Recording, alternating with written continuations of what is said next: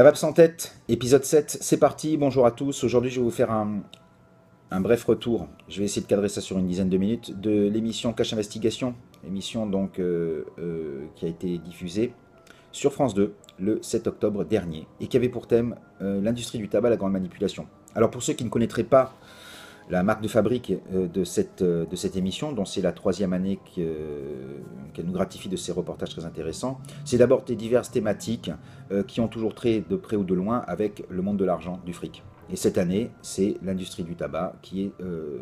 cette semaine, c'est l'industrie du tabac qui est sous les feux de la rampe. Alors, l'angle principal d'attaque, c'est surtout de voir en fait la grande manipulation, de voir comment les cigarettiers arrivent à manipuler en fait l'État. Et pas que l'État, en fait, ils tapent carrément plus loin, ils tapent au niveau de Bruxelles, puisque pour eux, c'est plus productif et plus intéressant de taper directement au sommet législatif, à savoir à Bruxelles, qui édicte des directives qui sont après transcrites dans le droit national de chaque pays membre, plutôt que de faire un à un le tour des 28 États membres pour essayer de trouver des arrangements, hein, voilà, entre bons amis.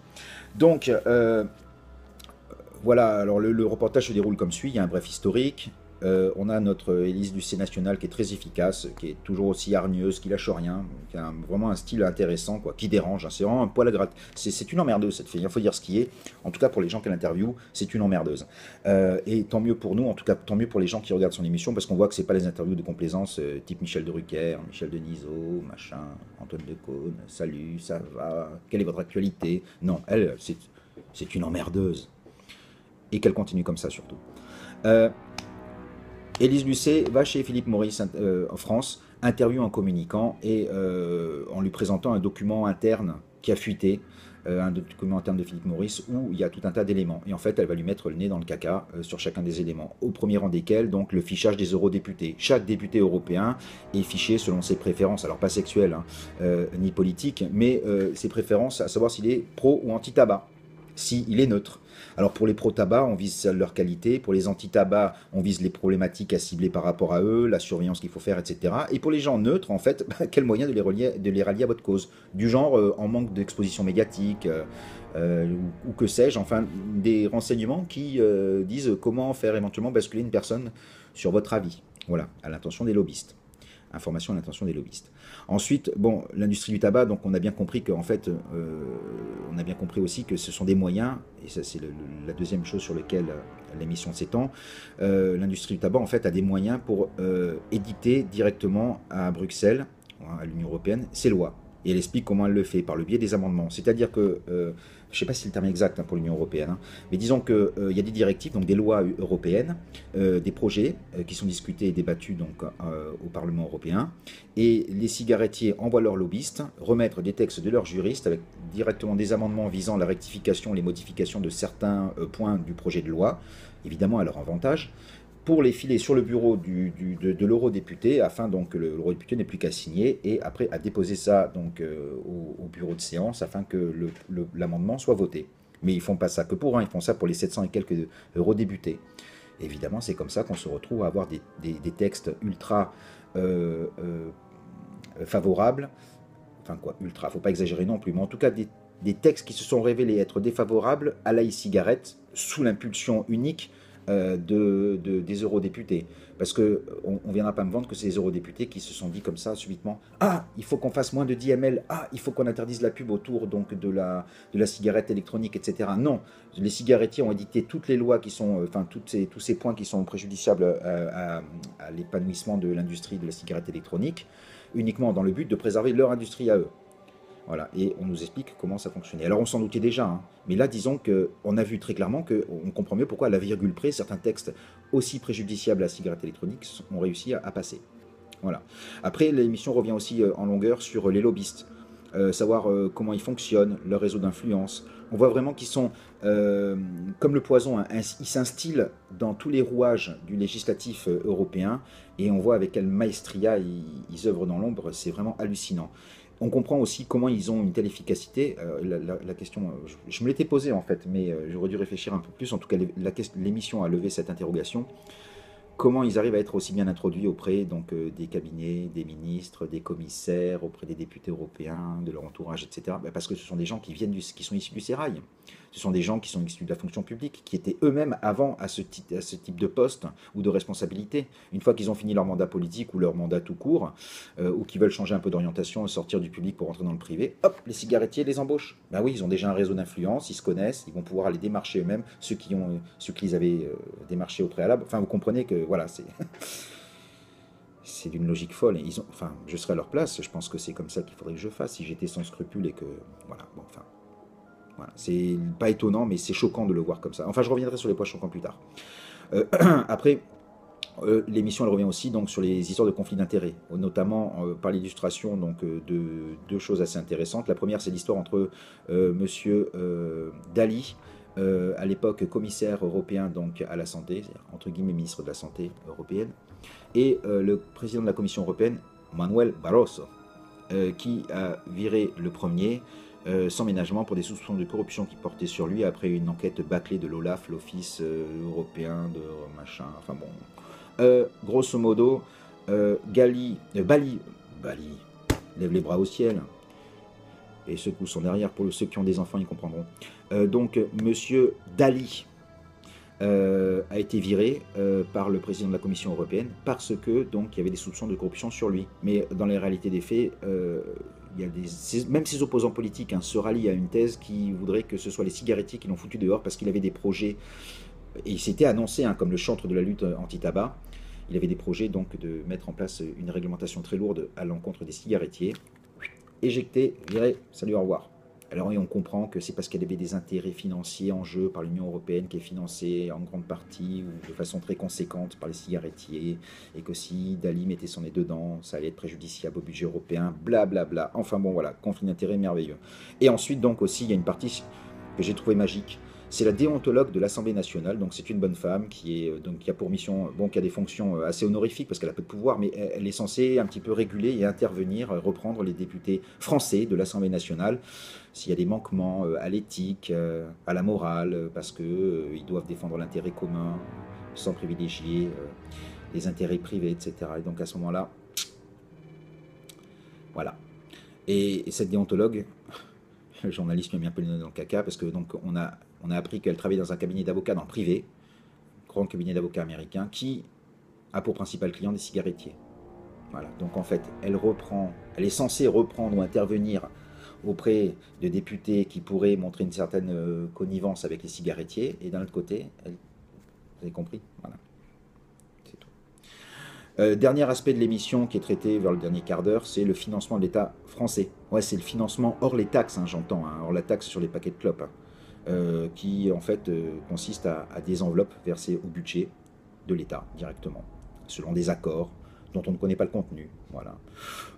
Officiellement, c'est pour la répression antifraude, etc., la contrefaçon, les cigarettes évidemment, il y a les formations de douaniers, etc. Enfin, l'émission met le doigt sur le fait que les cigarettiers payent les services des douanes pour faire en fait un peu le travail de police à leur place. Enfin, c'est comme ça au moins ils cadenassent ou ils essayent d'enrayer le marché parallèle qui leur est préjudiciable d'un côté. Donc c'est de l'argent bien dépensé si vous voulez. Mais bon, est-ce que c'est normal que ce soit l'État qui fasse ça? Je sais pas quoi. Enfin bon. Bon, enfin, il y a des trucs quand même qui sont pas normaux, qui tombent pas rond quoi. Bon, après je dis pas qu'il y a de solutions toutes faites, mais ça paraît quand même malsain. Il y a des mélanges des genres qui sont pas géniaux quoi. Bon, bref, on a compris que tout ça, c'est qu'une grosse histoire de fric, les sommes colossales, il y a des sommes colossales en jeu, et en fait, tout ça n'est guère encourageant pour la suite. Et surtout, moi, ce qui m'a choqué, c'est la deuxième partie de mon exposé, ce qui m'a choqué, c'est que, même au-delà de plus que le document de 600 pages que Élise Lucet présentait pendant une bonne partie de l'émission, le document de stratégie de Philippe Maurice International.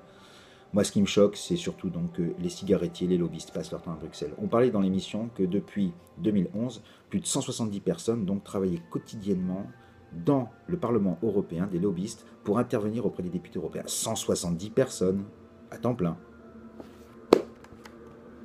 Donc en fait, ces gens-là, ils ont des rendez-vous dans les ministères, avec les conseillers du ministre, ou dans les cabinets des commissaires européens, Ils interviennent, ils sont reçus, etc. Ils parlent, on les écoute. Voilà, quoi. Donc ils ont réellement un réseau d'influence. Et ça, quand on sait que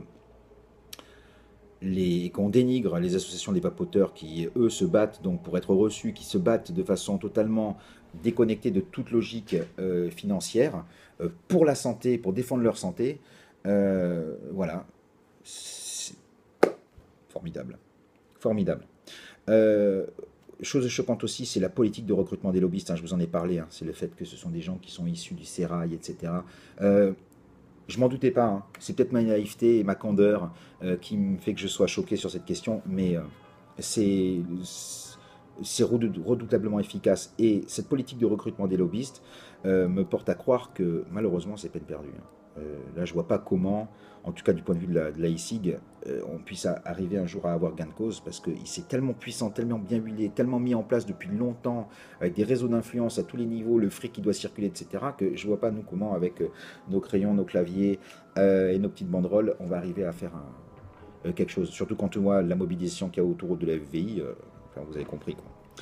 Euh, la troisième chose, moi, qui m'a choqué, donc, ce sont les sommes colossales qui sont versées à l'Europe et aux États à l'insu du grand public, sous couvert de lutte anti-contrefaçon, d'aide aux douanes, etc. Ça aussi, c'est un mélange des genres, le fait d'être d'un côté et de l'autre du bâton.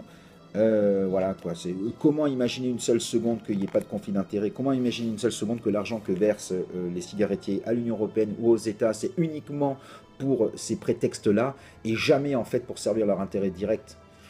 Voilà, ou sans rien attendre en retour. Tout est dit. Euh, Bon voilà, ça c'était le point, la partie sur les trucs choquants dans l'émission, en tout cas qui m'ont choqué personnellement.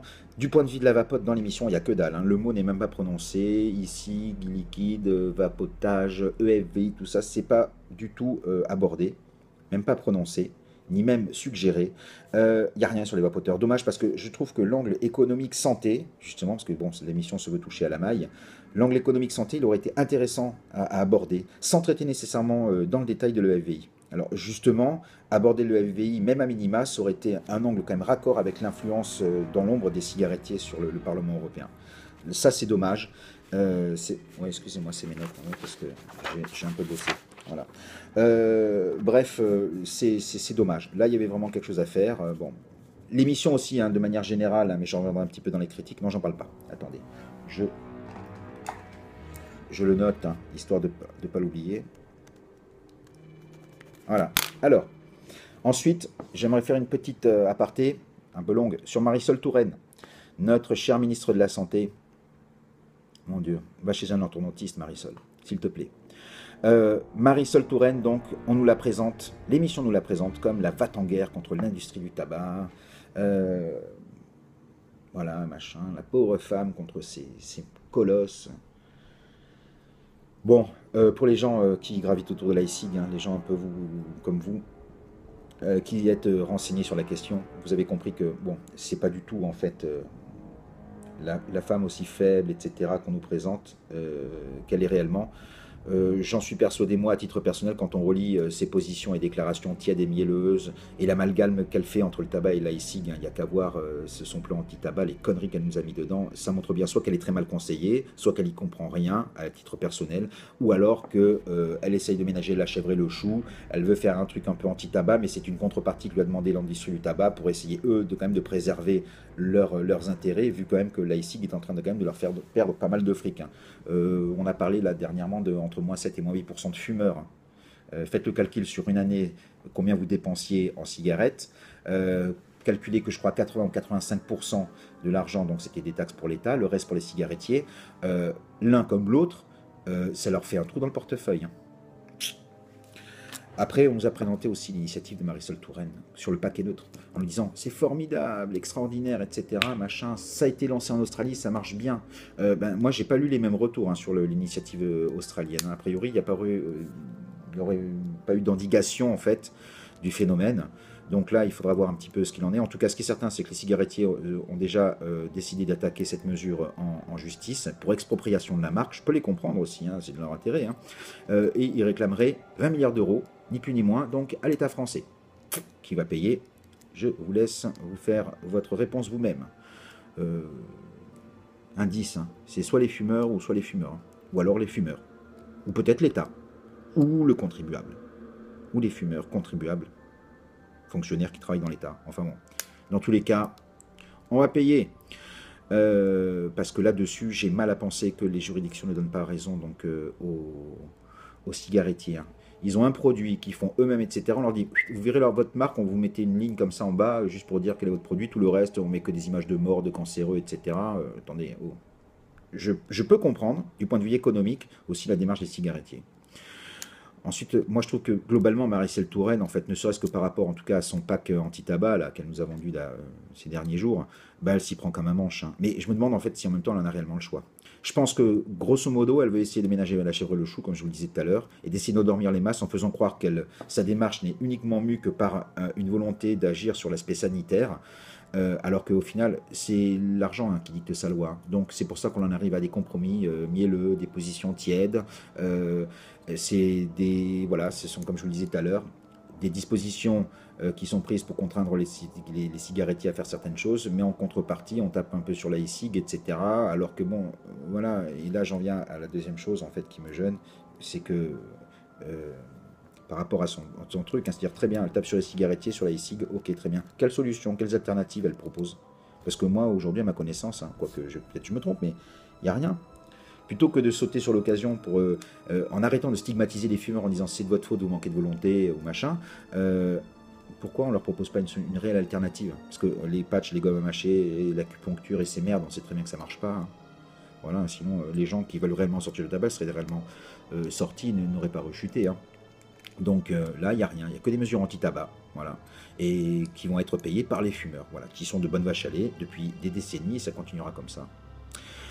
Pour faire une critique après donc sur l'émission en général, bon le ton Made in Cash Investigation, il est plaisant, c'est rythmé, c'est teinté d'humour, il y a une belle alchimie, c'est bien.